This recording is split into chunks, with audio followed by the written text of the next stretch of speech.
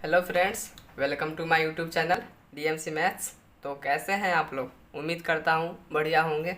Guys, आज हम लोग पढ़ने वाले हैं चैप्टर 3, क्लास 8 का चैप्टर 3, ज्यामितीय आकृतियों की समझ। इसको इंग्लिश में अंडरस्टैंडिंग ऑफ ज्योमेट्रिकल शेप्स बोलते हैं, समझे? तो चलिए स्टार्ट करते हैं।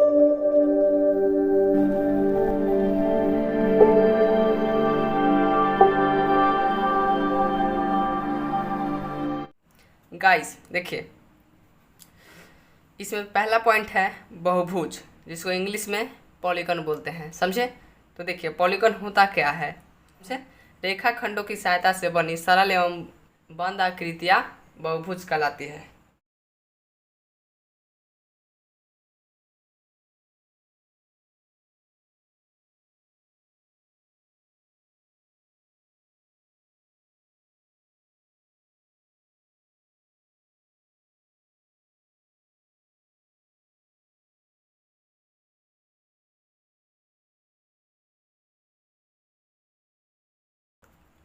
देखिए, रेखाखंडों की सहायता से बनी सरल एवं बंद आकृतियाँ बहुभुज कहलाती हैं। समझ गए बहुभुज का परिभाषा? अब इसे एग्जाम्पल से समझ लीजिए। बहुभुज होता क्या है? देखिए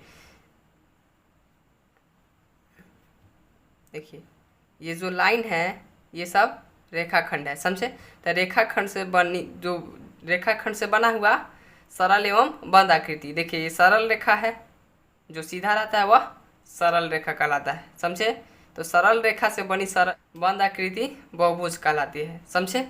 तो देखिए, ये बहुभुज है, वैसे ही ये भी बहुभुज है, समझे? इत्यादि।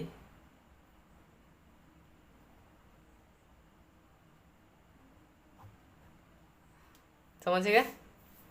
चलिए, इसको क्या बोलते हैं वैसे? इसको बोलते हैं त्रिभुज। और इसको क्या बोलते हैं? चतुर्भुज। त्रिभुज इसको क्यों बोलते हैं?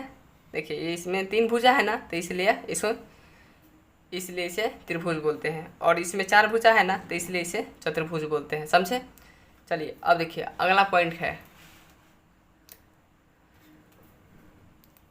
है बहुभुज का नामकरण। देखिए, बहुभुज का नामकरण हम उसकी भुजा के आधार पर करते हैं, समझे? तो चलिए, इसे हम लोग लिख लेते हैं।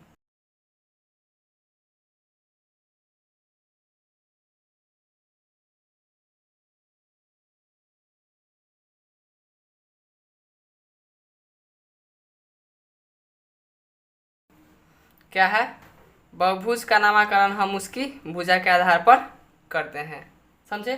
जैसे एग्जाम्पल से समझिए इसे। जैसे त्रिभुज, तो ये होगा 3 भुजा वाला, 3 भुजा वाला। इसका फिगर कैसे बनेगा? ऐसे ए बी सी। वैसे ही अगला है चतुर्भुज।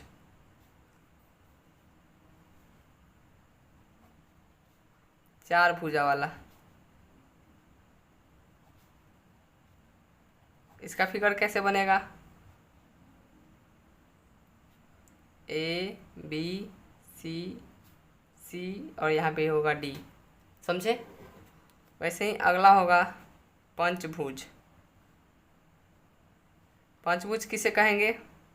जिसमें 5 भुजा होगा उसे पंचभुज कहेंगे। पंचभुज में 5 भुजा होता है, समझे? तो देखिए, इसका फिगर कैसे बनता है।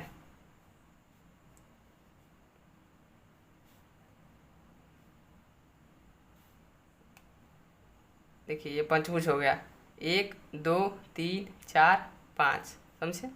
ए बी सी डी ई, समझ गए? ये पंचभुज है।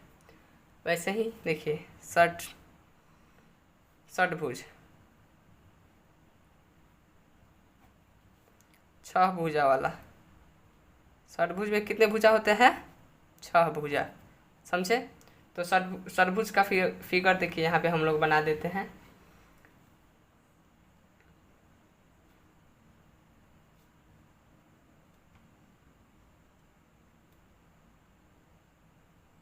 ये षटभुज है। यहाँ पे A B C D E F. समझ गया। अगला है सप्तभुज, सात भुजा वाला। सप्तभुज को हेप्टागोन कहते हैं। देखिए ये इसका फिगर है, समझे। फिगर आपके स्क्रीन पर शो करेगा सप्तभुज का। देखिए सप्तभुज में सात भुजा होते हैं, समझे। और सप्तभुज का आकार कुछ ऐसे बनता है, समझ गए। चलिए अब देखिए अगला है भुजा, शीर्ष, कोण, विकर्ण। इसको इंग्लिश में साइड, वर्टेक्स, एंगल, डायगोनल बोलते हैं, समझे। देखिए पहला है भुजा, साइड। त्रिभुज है ना, तो त्रिभुज में देखिए यह, ये और ये और ये सब साइड है, भुजा है, समझे। वैसे ही चतुर्भुज में ये और ये सब साइड है, भुजा है, समझे। अब देखिए अगला है शीर्ष। शीर्ष को अंग्रेजी में वर्टेक्स बोलते हैं। देखिए शीर्ष कौन होता है, त्रिभुज में शीर्ष ये तीनों होते हैं, समझे। ये तीनों शीर्ष कहलाते हैं।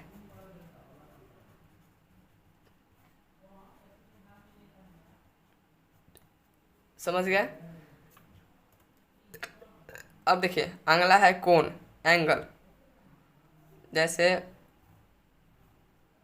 हम त्रिभुज बनाए, इसमें कोण कौन होगा, ये और ये और ये, तो ये सब कोण कहलाते हैं, समझे।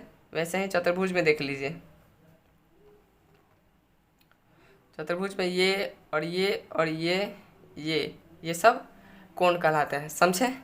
विकर्ण, विकर्ण में देखिए त्रिभुज में कोई विकर्ण नहीं होता है, इसमें विकर्ण नहीं होता है। चतुर्भुज में दो विकर्ण होते हैं, कौन कौन, देखिए यहाँ से यहाँ और यहाँ से यहाँ, समझे। ये सब विकर्ण कहलाते हैं, समझ गए। अब अगला पॉइंट है अभ्यंतर, इंटीरियर, बहिर्भाग, एक्सटीरियर, समझे।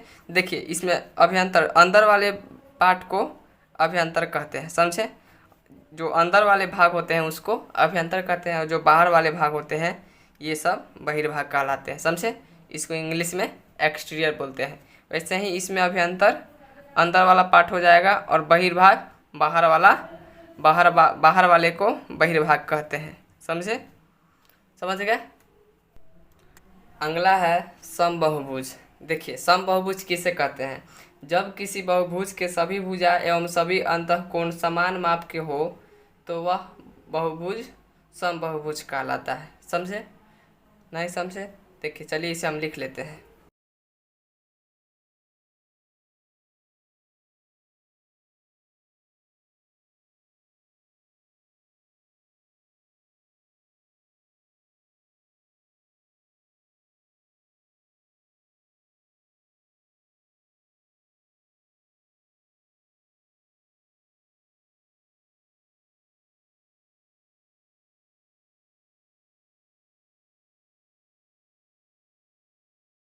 देखिए जब किसी बहुभुज के सभी भुजाएं एवं सभी अंतःकोण समान माप के हो तो वह समबाहुभुज कहलाता है, समझ गए। एग्जाम्पल से समझिए इसे। जैसे देखिए यह त्रिभुज है, इसके तीनों कोण 60 डिग्री हैं, समझे, तो यह समबाहुभुज है।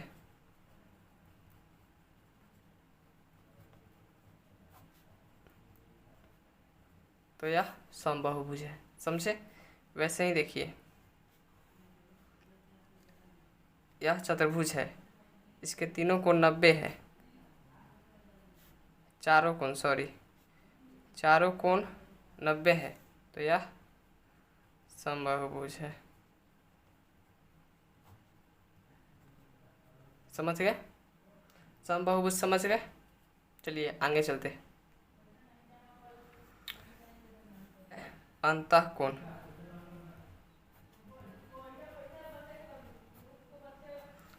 और बाह्य कोण।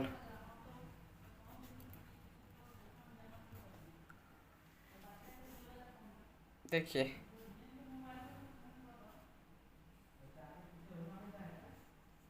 ये सब अंतःकोण है, ये सब अंतःकोण है, समझे। और इसी भुजा को हम लोग थोड़ा सा बढ़ा देंगे तो यह बाह्य कोण हो जाएगा, समझे। अब देखिए वैसे ही चतुर्भुज में समझिए।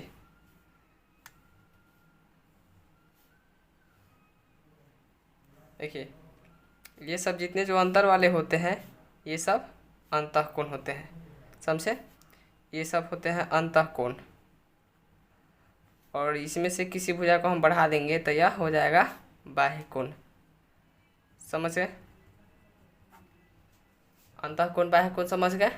चलिए अब अगला पॉइंट देखिए। अगला पॉइंट है बहुभुज के अंतःकोणों का योग। देखिए इसका सूत्र होता है 2 × n-2 × 90, जहाँ n बराबर भुजाओं की संख्या। नहीं समझे, चलिए समझाते हैं। देखिए मान लीजिए त्रिभुज के तीनों कोणों का योग कितना होता है, सभी लोग जानते हैं 180 डिग्री। त्रिभुज के तीनों कोणों का योग बराबर 180 होता है, समझे। तो चलिए इस पर हम लोग रख कर देख लेते हैं, समझे। देखिए ये हो जाएगा 2 और n की जगह भुजाओं की संख्या। त्रिभुज में 3 भुजा होता है, समझे। तो 3 - 2 × 90, ये हो जाएगा 1, 2 × 1 × 90, ये हो जाएगा 180, समझे। तो यह सूत्र सभी जगह लागू होता है। आप किसी भी बहुभुज के अंतःकोणों का योग इस सूत्र से निकाल सकते हैं, समझे। चलिए अब देखिए वैसे ही आप चतुर्भुज का भी निकाल सकते हैं, चतुर्भुज का भी निकाल सकते हैं इस फॉर्मूला से 2 × n - 2 × 90 से। देखिए चतुर्भुज में 4 भुजा होते हैं ना, तो n के जगह 4 रख दीजिए बस। 90, 4 में से 2 जाएगा 2, 2 दूना 4, और ये 90 कितना हो जाएगा 360, समझे। वैसे ही चतुर्भुज के अंतःकोणों का योग कितना होता है 360, समझ गए। वैसे ही आप लोग पंचभुज षष्ठभुज सबका निकाल सकते हैं, समझ गए। देखिए अगला है बहुभुज के बाह्य कोणों का योग। देखिए यहाँ पे देखिए किसी भी बहुभुज के बाह्य कोणों का योग 360 डिग्री होता है। कोई भी बहुभुज हो, चाहे त्रिभुज हो, चाहे चतुर्भुज हो, पंचभुज हो, षष्ठभुज हो, सप्तभुज हो, अष्टभुज हो, कोई भी बहुभुज हो, उसके बाह्य कोणों का योग हमेशा 360 डिग्री ही होगा, अदरवाइज कोई नहीं होगा, समझ गए। देखिए एक एग्जाम्पल से समझ लीजिए। यह त्रिभुज है ना, तो मान लीजिए इसके तीनों कोण 60 हैं, समझे। तो इस भुजा को आगे थोड़ा बढ़ा दीजिएगा और इस भुजा को थोड़ा सा आगे बढ़ा दीजिए। सॉरी, यह भुजा इसमें है बढ़ेगा, और यह भुजा को ऐसे बढ़ा दीजिए, समझे। और आप जानते हैं कि एक सरल रेखा पर 180 का एंगल बनता है। तो देखिए यह 60 है, यह 60 है, तो इतना यह कितना, यह 60 है, तो ये कोण क्या हो जाएगा 120। वैसे ही देखिए यह 60 है, तो ये कोण क्या हो जाएगा 120, समझे। अब देखिए यह 60 है, तो ये कोण क्या हो जाएगा 120। अब देखिए ये सबको जोड़ लीजिए, 120 और 120 और 120 को जोड़ लीजिए, कितना हो जाएगा 360, समझ गए। तो किसी भी कोई भी बहुभुज हो उसके बाह्य कोणों का योग हमेशा 360 डिग्री होता है, समझ गए। तो बेसिक का वीडियो हुआ आपका समाप्त। गाइज यदि आपको यह वीडियो पसंद आया होगा तो वीडियो को लाइक करें तथा चैनल को सब्सक्राइब करें, ताकि आपका पढ़ाई ऐसे ही जारी रहे।